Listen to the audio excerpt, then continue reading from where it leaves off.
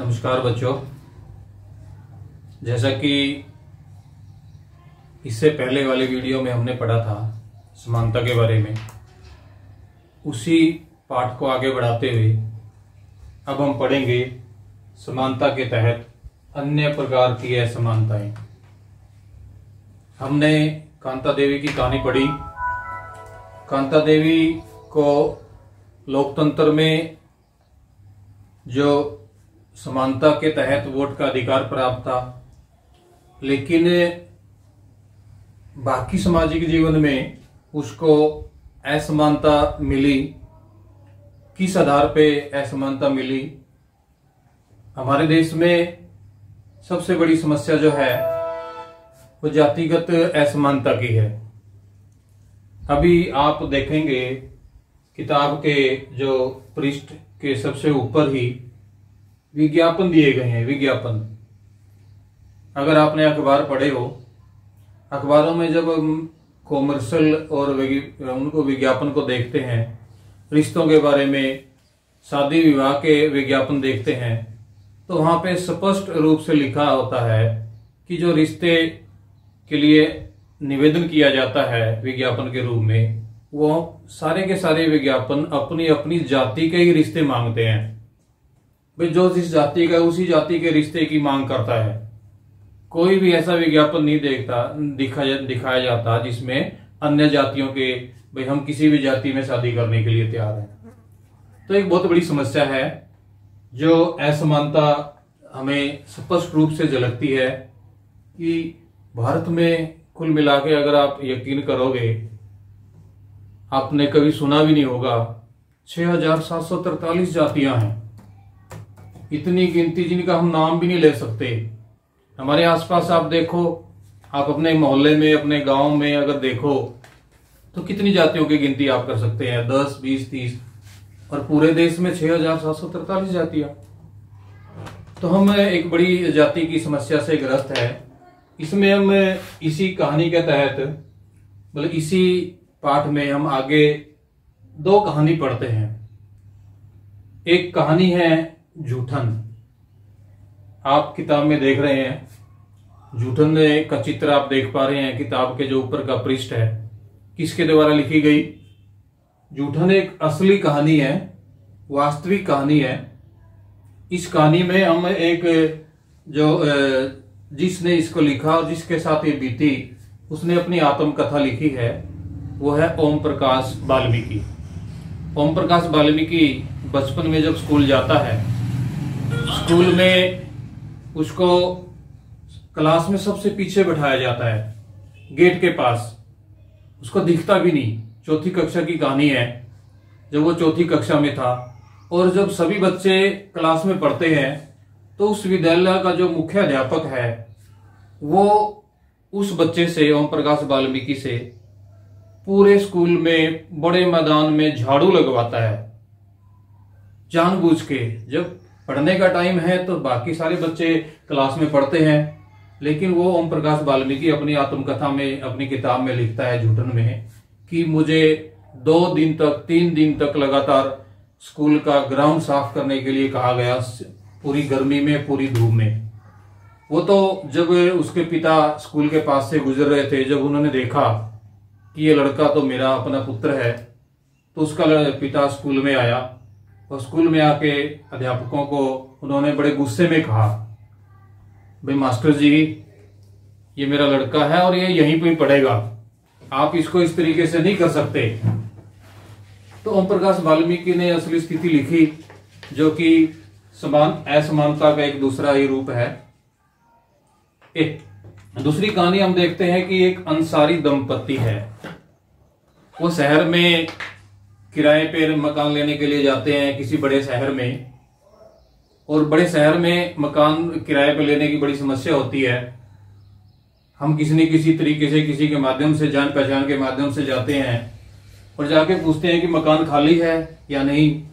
तो जैसे वो जाते हैं एक डीलर के माध्यम से, एक दुकानदार के माध्यम से, जहां पे किराए के लिए खाली मकानों की सूची होती है, तो वो उसको लेके जाता है मोहल्ले में। अंसारी दंपत्ति एक मकान देखते हैं, साफ सुथरा मकान है, अच्छा है, मोहल्ला भी ठीक है, लेकिन जब सारी बातें हो जाती है, भाई ठीक है हम यहाँ पे रह लेंगे, जो भी किराया है आपका देंगे, लेकिन आखिर में जो मकान मालिक है वो देखता है, भाई जैसे नाम पूछता है उसका भी अंसारी है, तो वो देखते ही कहने लगता है, टाल मटोल करने लगता है।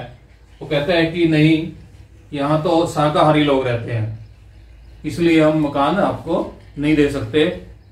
तो बड़ी समस्या होती है, जहां पे भी वो पूछने जाते हैं, जबकि वो जो डीलर है, जो एजेंट है, जो ठेकेदार है बीच में उनके साथ, वो कहता है उनको एक तरफ ले जाके तुम अपना नाम बदल लो, अगर तुम अपना नाम बदल लोगे तो आपको मकान मिलने में बड़ी आसानी रहेगी। तो ये जो दो घटनाएं देखी है हमने, पढ़ी है इस किताब में, वो हमें क्या बताती है? तो इसमें असमानता हमारे साथ क्या होती है? जाति के आधार पे असमानता होती है और धर्म के आधार पे। ये दोनों घटनाएं हमें बताती है कि हमारे देश में असमानता के बहुत सारे और भी तरीके हैं। जाति के आधार पे, धर्म के आधार पे, कल हमने पता, जैसे इससे पहले वीडियो में हमने पढ़ा था, लिंग के आधार पे, रंग के आधार पे, और फिर क्षेत्र के आधार पे। भाई एक क्षेत्र का दक्षिण भारत में रहने वाला व्यक्ति उत्तर भारत के में रहने वाले व्यक्ति से भी घृणा करता है, आपस में भेदभाव करता है, असमानता करता है। भाषा के आधार पे, हम हिंदी बोलने वाले हैं, इंग्लिश बोलने वाले हैं, पंजाबी बोलने वाले हैं, उर्दू बोलने वाले हैं, आपस में तब भी असमानता होती है। तो अनेकों आधार पे हमारे देश में असमानताएं पाई जाती है। तो उस असमानता को अगर हम अच्छे से नहीं समझेंगे तो उससे क्या होता है? भारत के नागरिक के ऊपर या हमारे ऊपर क्या असर पड़ता है? अगर हमारे साथ असमानता होगी, भेदभाव होगा, तो हमारी जो मानवीय गरिमा है, जो मनुष्य होने के नाते भारत का संविधान हमें मौलिक अधिकार में अपनी मानवीय गरिमा को बनाए रखने के लिए अधिकार देता है। भी सभी मानव समान है, सभी, चाहे वो किसी भी जाति का हो, किसी भी धर्म का हो, किसी भी संप्रदाय का हो, संविधान की नजरों में, कानून की नजरों में सभी लोग समान है। और मानवीय गरिमा बनाए रखना सरकार का और इस समाज का कर्तव्य है। तो हमें मानव की गरिमा की रक्षा रखनी है, पहचान रखनी है। हर एक बच्चा है, चाहे बूढ़ा है, जो किसी भी जाति का, संप्रदाय का है, उसकी मानवीय गरिमा बचाए रखना हमारी जिम्मेवारी है और समानता के हक के तहत आता है। फिर हम इसमें आगे बढ़ेंगे, भारतीय लोकतंत्र में समानता। हमारे अपने देश में, जैसे हमने कल इससे पहली वीडियो में बात करी थी कि जो आर्टिकल 14 है, समानता का अधिकार हमें देता मौलिक अधिकारों में, तो आर्टिकल 14 में दो प्रकार की समानताएं हैं। कानून के सामने सभी लोग समान हैं। पहली तो ये बात है कि चाहे वो मजदूर हो, चाहे वो गरीब व्यक्ति हो, चाहे चौकीदार हो, चाहे प्रधानमंत्री हो, सभी लोग कानून की नजरों में समान है। चाहे वो राष्ट्रपति हो, चाहे किसी भी जाति का हो, किसी भी धर्म का हो, किसी भी संप्रदाय का हो, कानून की नजरों में वो सभी समान है और कानून सब के ऊपर समान रूप से लागू होगा। लेकिन जो दूसरी समानता का जो दूसरा पहलू है, भी कानून का सबको समान रूप से संरक्षण प्राप्त है। तो कानून का जो सबको समान रूप से संरक्षण प्राप्त है, उसके तहत भारत के जो गरीब लोग हैं, आपने फिल्मों में भी देखा होगा, फिल्मों का भी इस पाठ में जिक्र है, उसके चित्र भी दिए गए, आप चित्र को ध्यान से देखें कि एक बच्चा बूट पॉलिश करता हुआ, एक अमीर आदमी है और एक गरीब बच्चा है, वो बूट पॉलिश करने लग रहा है। वो इस प्रकार की फिल्म है, वो पूरी फिल्म बूट पॉलिश के ऊपर है। तो उसमें अमीरी और गरीबी, तो भारत देश से जो है, भारत की सरकार का क्या कर्तव्य है समानता के तहत? भाई हमने वास्तव में समानता लानी है, गरीब व्यक्ति को सहायता करके ऊपर लेके आना है, ऊपर उठाना है। और जो अमीर लोग हैं देश के, उनके ऊपर सरकार टैक्स लगा के या उनसे पैसे लेके टैक्स के माध्यम से तो उनको थोड़ा सा नीचे लेके आएंगे और गरीब लोगों को ऊपर लेके आएंगे, तब जाके कुछ न कुछ बराबरी हो सकती है। और जो समान रूप से संरक्षण के तहत ही भारत में जो सरकार है हमारे बच्चों को, जैसे हम स्कूल में पढ़ते हैं, आपको पता है कि जब आप सरकारी स्कूल में पढ़ते हैं, आपसे कोई फीस नहीं ली जाती, कोई दूसरी प्रकार की सुविधाएं हैं। हमारे अपने स्कूल में सरकार आपकी पढ़ाई के लिए, हमारे पास पहली से 8वीं तक लगभग 150 लड़कियां हैं। तो इन 150 लड़कियों की पढ़ाई के लिए लगभग हर साल सरकार 5 लाख रुपए के आसपास इस विश्वविद्यालय पे खर्च करती है। तो ये समानता लाने के लिए है। इसके अलावा जो अन्य योजनाएं हैं सरकार की, इस आपको मिड डे मील के माध्यम से, पुस्तकों के माध्यम से, किताबों मतलब अन्य सुविधाओं के माध्यम से, प्रोत्साहन राशि के माध्यम से, स्कॉलरशिप के माध्यम से तो समानता लाने का प्रयास किया जाता है। जो सरकारी नौकरियां हैं उनमें जो शेड्यूल कास्ट, शेड्यूल ट्राइब और जो ओबीसी है, अन्य पिछड़े वर्ग है, इनको संविधान में पूर्ण रूप से प्रतिनिधित्व दिया गया है। बराबर मतलब नौकरियों में या अन्य सेवाओं में बराबरी में लाने के लिए तो इनको विशेष सुविधाएं दी गई है, जिनको हम प्रतिनिधित्व कहते हैं, रिप्रेजेंटेशन कहते हैं।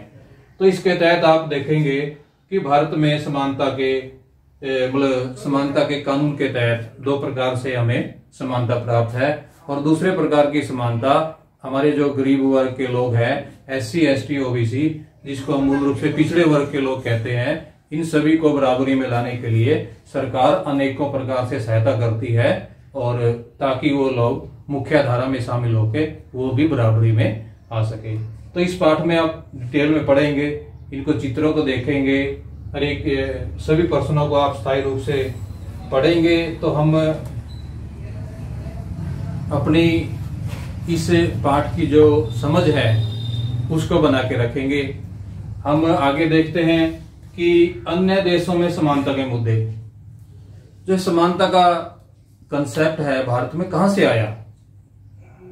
हम जब आगे बढ़ते हैं तो यूरोप के देशों से, अमेरिका जैसे देशों से हमने समानता की समझ सीखी है। अमेरिका में जो आप देखेंगे कि वहां पे गोरे और कालों के बीच में संघर्ष होता था। गोरे लोग अपने आप को ऊपर मानते थे, और जो दक्षिण अफ्रीका से या दूसरे देशों से आए हुए ब्लैक लोग थे वो उनको नीचे का मानते थे, उनके साथ भेदभाव होता था। उनको बस में भी बैठने नहीं दिया जाता था, अगर वो बस में भी बैठते तो उनको पीछे बैठाया जाता था। तो वहां के लोगों ने आवाज उठाई, वहां आंदोलन हुए। तो आज हम देखते हैं कि अमेरिका का जो राष्ट्रपति है, अभी पीछे आपने नाम सुना होगा बराक ओबामा, लगातार 8 साल अमेरिका का राष्ट्रपति बना। उससे पहले भी अब्राहम लिंकन अमेरिका के राष्ट्रपति बने, जो एक दास परिवार से थे। तो कुल मिला के अमेरिका में बहुत बड़ी समानता है। एक बहुत सर्वश्रेष्ठ उदाहरण अमेरिका में समानता का देखने को मिलता है। नौकरियों में, व्यापार में, दूसरी चीजों में जो जो ब्लैक लोग हैं उनको बराबरी का हक है, विशेष प्रकार की सुविधाएं प्राप्त है, और वो अच्छा काम करते हैं, राष्ट्रपति तक बन जाते हैं सरकार। तो हम इसके अलावा अगर यूरोप के देशों में देखें, यूरोप के देश भी एक अच्छी, जैसे फ्रांस है, ब्रिटेन है या दूसरे देश है, तो उसमें समानता का जो है अच्छे प्रकार से पालन किया जाता है। तो हमने भी भारत के नागरिक होने के नाते हम सभी का कर्तव्य है कि हम भारत में जो सभी नागरिकों को मौलिक अधिकार प्राप्त है, उन मौलिक अधिकारों की रक्षा के लिए एक दूसरे का सहयोग करें। और हमारी ड्यूटी भी है कि दूसरे के जो मौलिक अधिकार है, हमारे वो कर्तव्य भी है, तो हम उनको मौलिक अधिकारों के तहत मतलब लाभ लेने दें। और इस पर पाठ के अगर आप सभी प्रश्नों को विस्तार से देखेंगे तो समझ जब आपकी पैदा होगी, तो इसमें मैं चित्र दिया गया है, आपने पिछले उसमें भी देखा, भारत के संविधान के निर्माता बाबा साहब भीमराव अम्बेडकर का। वो कहते हैं कि आत्मसम्मान, मनुष्य की जो गरिमा है, मानवीय गरिमा, उसके लिए आत्मसम्मान बहुत जरूरी है। तो हर एक मनुष्य को आत्मसम्मान के साथ जीना है। सभी मनुष्य बराबर है, सभी मनुष्य एक ही मिट्टी के बने हैं, और सभी को शिक्षा का अधिकार है और अपने साथ अच्छा व्यवहार करने का अधिकार है। तो इसके तहत आप बाबा साहब का जो चित्र है वो देखेंगे। अन्य महापुरुष है, उन्होंने भी समानता के लिए हमारे देश में, अगर हम बात करें सावित्रीबाई फुले की जो प्रथम महिला शिक्षिका है, उन्होंने भी लड़कियों को पढ़ाने के लिए विशेष उपाय किए। अपने समय में उन्होंने 18 स्कूल खोले और वो लड़कियों की पढ़ाई के लिए उन्होंने आंदोलन चलाया। तो उसके बाद लड़कियों को स्कूल में भेजा जाने लगा, तब बराबरी आई। तो हम उसको भी मानते हैं, भारत की जो प्रथम महिला शिक्षिका है सावित्रीबाई फुले, और हमने उसके नाम से विद्यालय में क्लब भी बनाया है। तो इस पाठ को आप प्रश्न उत्तर के माध्यम से अच्छे तरीके से जानेंगे और समझेंगे। इसके जो प्रश्न उत्तर है उनको याद रखेंगे पाठ को अच्छे से पढ़ के फिर सारे के सारे जो प्रश्न उत्तर है उनको याद रखेंगे। धन्यवाद। अगली वीडियो में फिर मिलते हैं।